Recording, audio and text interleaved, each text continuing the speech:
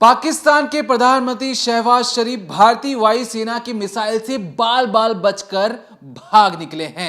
जहां पर वो बैठकर सो रहे थे, उससे चंद कदम की दूरी पर भारतीय वायुसेना की एक मिसाइल आकर फटती है और यहां पर रात की चैन की नींद जो शहबाज शरीफ सो रहे थे, उनके दिल की धड़कनें बढ़ने लगती है। ये जो आप तस्वीर देख रहे हैं, इस तस्वीर में देखिए भारतीय वायुसेना का पराक्रम, जहां पर उन्होंने नूर खान एयरबेस पर मिसाइल गिराकर उस जगह को तहस नहस कर दिया गया है। लेकिन उसके महज 435 मीटर दूर ये किसका प्लेन खड़ा है? ये प्लेन है पाकिस्तान के प्रधानमंत्री शहबाज शरीफ का, यानी सबसे ताकतवर इंसान का जो पाकिस्तान में है, उसका प्लेन उस वक्त वहीं पर मौजूद था जब भारतीय मिसाइल नूर खान एयरबेस पर गिर रही थी। जो धमाके हो रहे थे, उन धमाकों की आवाज से शहबाज शरीफ की नींद टूट जाती है, दिल की धड़कनें बढ़ जाती हैं और वो मौत की मुंह से बाल बाल बचते हैं। अब हमारे पास बहुत सारे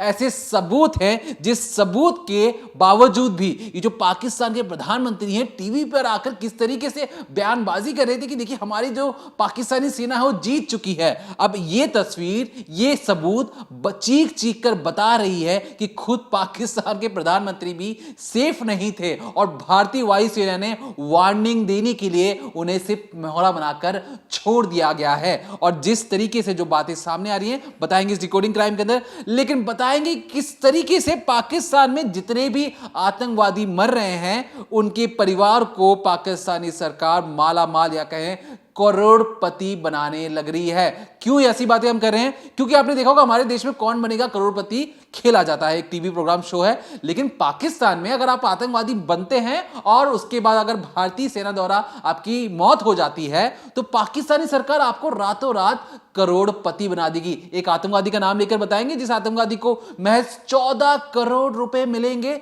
सिर्फ इसलिए क्योंकि उसके परिवार के लोग आतंकवादी थे। और आतंकवादी बनने के लिए जो गिफ्ट मिल रहा है पाकिस्तानी सरकार की तरफ से, उसके बारे में एक डिटेल रिपोर्ट आज आपके सामने हम पेश करेंगे।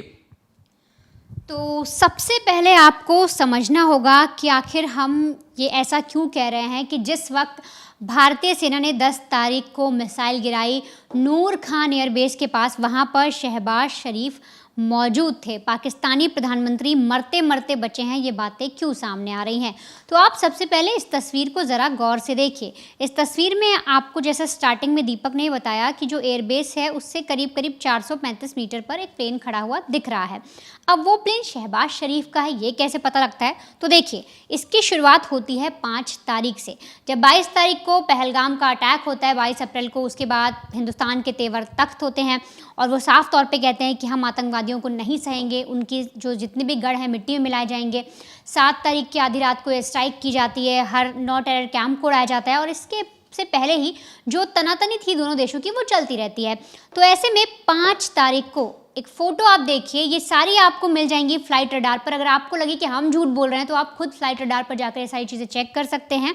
थोड़ी सी मेहनत आपको उसके लिए करनी होगी, लेकिन आपकी मेहनत को आसान करने के लिए हमने आप के लिए एक ग्राफिकल प्रेजेंटेशन बनाई है, जिसके ज़रिए आप समझ पाएंगे कि आखिर हम क्यों ये बातें कह रहे हैं कि शहबाज शरीफ वहाँ पर मौजूद थे। दरअसल एक तस्वीर आप देखिए, इसमें आप देखेंगे कि एक जो प्लेन है वो लाहौर से रावलपिंडी जा रहा है, यानी कि 5 मई लिखा है ऊपर, तो तारीख है 5 तारीख और लाहौर से रावलपिंडी प्लेन जा रहा है। और ये प्लेन कौन सा है? ये वही प्लेन है जो उस वक्त नूर खान बेस के पास मौजूद था, 435 मीटर की दूरी पर।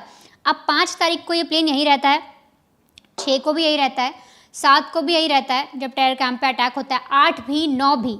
अब जब इसके बाद रिवर्ट करता है पाकिस्तान, पुंछ में अटैक करता है, जैसलमेर में ड्रोन वगैरह भेजे जाते हैं, इसके बाद भारत जो है वो 10 तारीख को रात 2 बजे जब एक्टिव होता है और लगातार ताबड़तोड़ जो एयरबेस थे, 11 जो ठिकाने थे उनको नेस्तनाबूद किए जाते हैं। उसमें से जो नूर खान एयरबेस था, वहाँ पर उस वक्त भी ये जो प्लेन है वो दिखता है।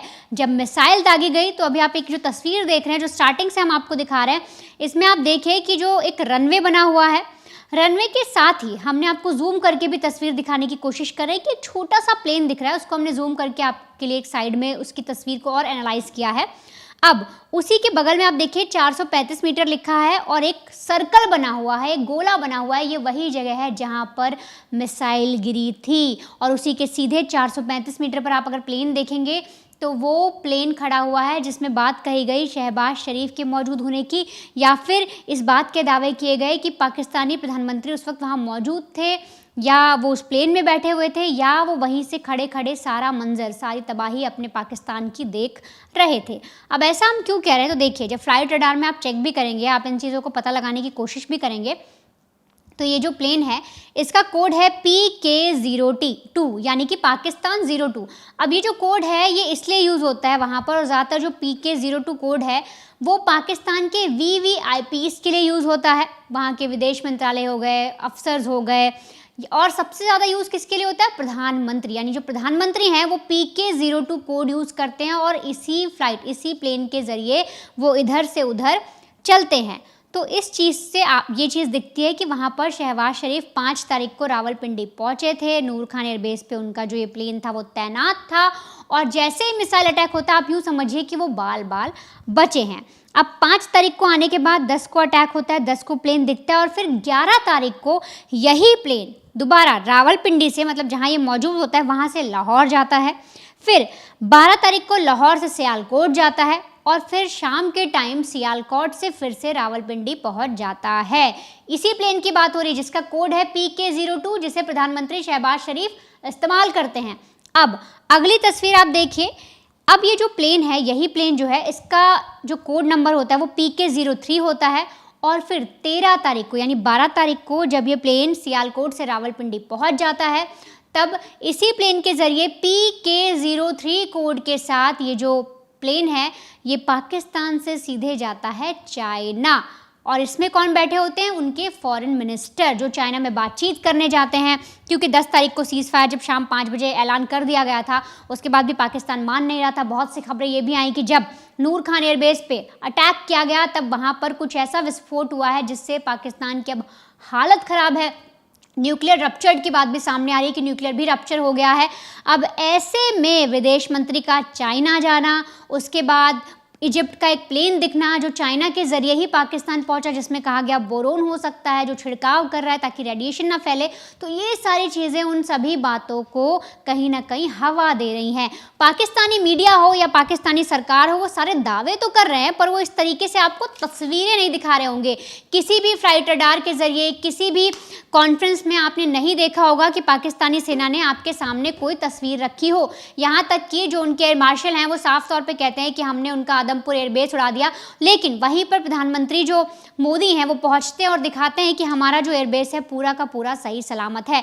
तो वो जितने भी पाकिस्तानी हैं, जो भी उनकी मीडिया है, वो बैठ कर सिर्फ दावे कर रहे हैं पर उनके पास प्रूफ नहीं है। लेकिन यहाँ पर हमने आपको जो तस्वीरें दिखाई, इसके ज़रिए आप ये देख सकते हैं कि जो अटकलें लगाई जा रही हैं, जिन बातों के दावे किए जा रहे हैं, और अब तो हर कहीं, कल तक बहुत से लोग कह रहे थे कि फॉरेन मीडिया में न्यूज़ नहीं आ रही, कहीं ना कहीं छुपी हुई है, लेकिन अब कई डिफेंस एक्सपर्ट भी इस चीज़ को कह रहे हैं, कई जो XIF कमांडोज हैं, विंग कमांडर्स हैं, वो भी इस बातों को कह रहे हैं, और तो और अब फॉरेन मीडिया में भी इस बात को हवा मिलने लगी है। तो ऐसे में अब ये चीज़ें साफ जाहिर होती हैं कि पाकिस्तान कितनी बुरी तरीके से पिट चुका है, कितनी ज़्यादा उसकी बेइज्जती हो गई है, और कैसे वो ट्रंप के पास गया, क्यों ट्रंप के पास गया, यहाँ तक कि वो चाइना से मदद मांगने भी गया। उनके फॉरेन मिनिस्टर 13 तारीख को जाते हैं। इधर एक तरफ जहाँ पर पाकिस्तान की बेइज्जती हो रही है और दूसरी तरफ वो रोना रोता है कि भाई इंडिया हमें सताता है, इंडिया हमें टॉर्चर करता है, हमारे यहाँ कोई आतंकवादी नहीं है।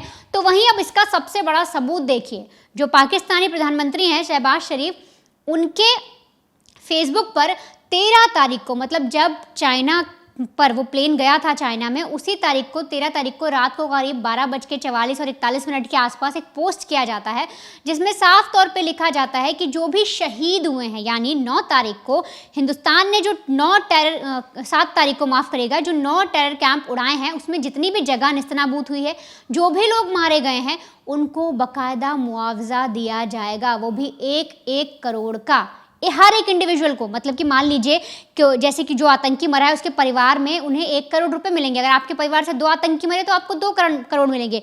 तो इस तरीके से बाकायदा ऐलान कर दिया गया। और ऐसे में मसूद अजहर जो है उसके परिवार से 14 लोग मरे थे। तो समझिए मसूद अजहर को चुटकियों में रातों रात करोड़पति बना रहे हैं PM शहबाज शरीफ मसूद अजहर को 14 करोड़ देंगे। तो क्या भाई आप मसूद अजहर को आतंकवादी नहीं मानते?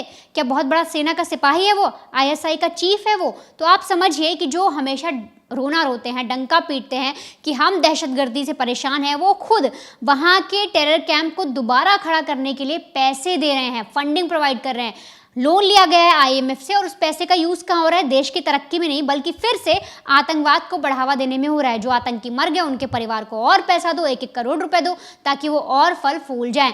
यहाँ तक कि जितने भी टेरर कैंप तबाह हुए हैं उनको फिर से बनवाया जाएगा, उनको फिर से मरम्मत करवाई जाएगी। तो आप सोचिए किस तरीके से जो पाकिस्तान है वो अपने घर के अंदर, अपने ही घर में आतंकवाद को पाल रहा है, और बड़े ही शर्मसार तरीके से, बहुत ही ज़्यादा, एकदम उसके चेहरे पे शिकन तक नहीं है।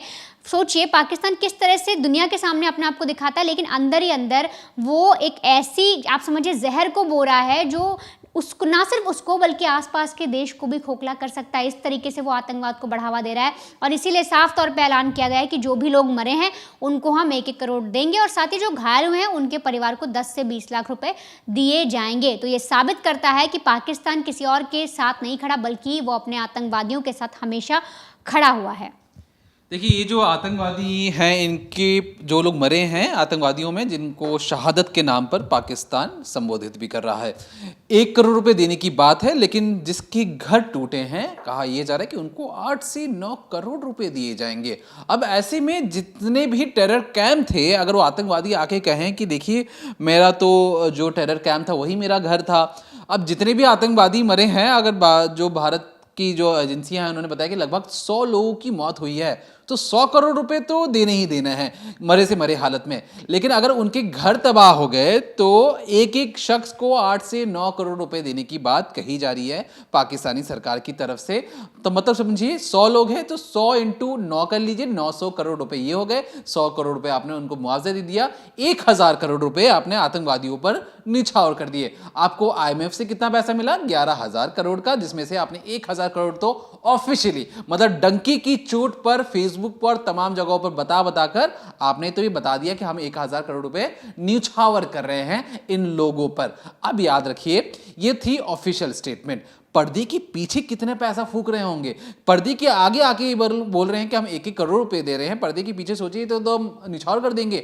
जितनी भी आईएमएफ से लोन आया होगा, ये कह दिया होगा इन लोगों ने कि आप सारे के सारे पैसे लो और फिर से अपने घर को बसाओ, अपने टेरर कैंप को बनाओ, वहां पे आतंकियों की भर्ती करो और फिर से पुराने ढांचे में आ जाओ। और इसलिए पाकिस्तान की किरकिरी होना शुरू हो चुका है। जो भारत था, भारत ने बार बार इंटरनेशनल दुनिया को बताने की कोशिश की कि देखिए, ये जो आप पैसे दे रहे हैं, ये पैसे लोगों की भलाई और आटा खरीदने के लिए नहीं जाएंगे। ये जो पैसे जाएंगे तरक्की के नाम पर नहीं जाएंगे, ये पैसे सिर्फ और सिर्फ आतंकियों की जेब के अंदर उन्हें माला माल करने के लिए जाएंगे। लेकिन इंटरनेशनल दुनिया ने नहीं सुना।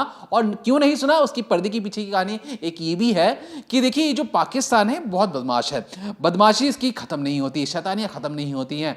अमेरिकियों को लगा कि अगर आईएमएफ की तरफ से पैसे पाकिस्तानी को नहीं मिलेंगे तो जो पाकिस्तानी हैं ये कहां अपना रुख मोड़ेंगे, ये चाइना की तरफ रुख मोड़ेंगे और चाइना से फिर से भारी भरकम लोन ये उठा लेंगे।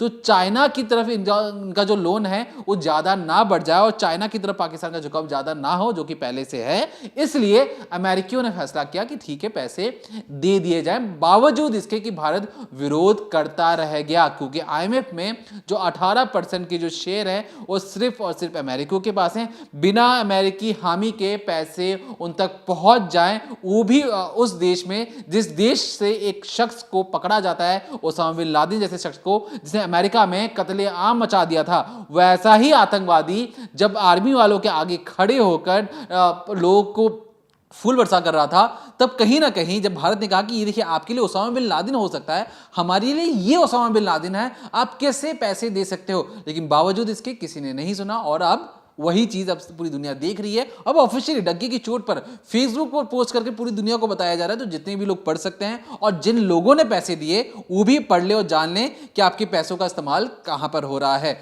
अब पाकिस्तानी लोगों की बात करते हैं।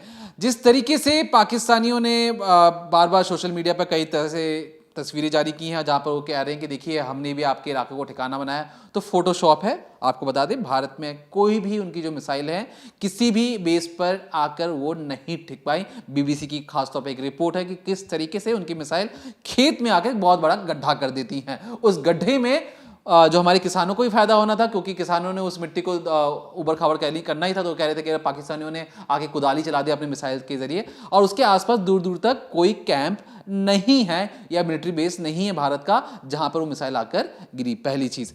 दूसरी चीज, देखिए अब तो जो हमारे प्रधानमंत्री नरेंद्र मोदी हैं उन्होंने साफ तौर पे कहा कि जो ऑपरेशन है इसे रोका नहीं जा रहा, इसे सिर्फ टेम्पररी स्थगित किया जा रहा है। मतलब ये कि जिस तरीके से आप कमर्शियल ब्रेक लेते हैं टीवी में या आप कोई सीरियल देख रहे हो तो कमर्शियल ब्रेक आता है, उसके बाद फिर से वो प्रोग्राम शुरू हो जाता है, तो कुछ इसी तरीके से जो ऑपरेशन सिंदूर है वो खत्म नहीं हुआ, उसमें बहस कुछ देर क्योंकि ब्रेक लगी है, फिर से शुरू होगा अगर पाकिस्तान कोई भी किसी भी हद तक हिमाकत करता है तो। अब आगे की कहानी क्या होती है।